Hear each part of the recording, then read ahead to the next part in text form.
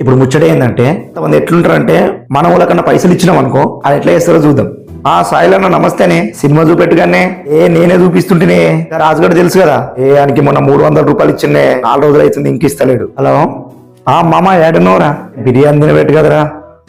లేదురా నేనే తినిపిస్తుంటుంది కానీ ఇంకా రాజుగాడు ఉన్నాడు కదా, ఆయనకి 300 ఇచ్చిండ్రా 4 రోజులు అవుతుంది ఇంక ఇస్తలేడు.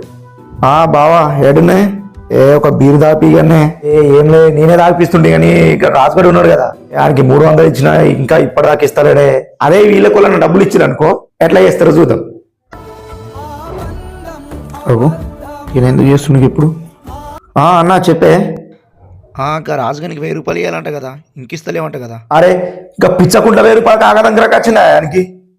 ఆయన నన్ను చూసినా లేదా పైసలు ముఖంకు? పిచ్చకుండా 1000 రూపాయల కూరంతా చెప్పే తిరుగుతుండే ఆడు.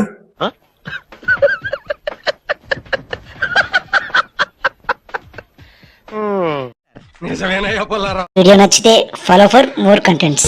పైకి కనపడవు గానీ మంచి కామెడీ ఉంది నీలో.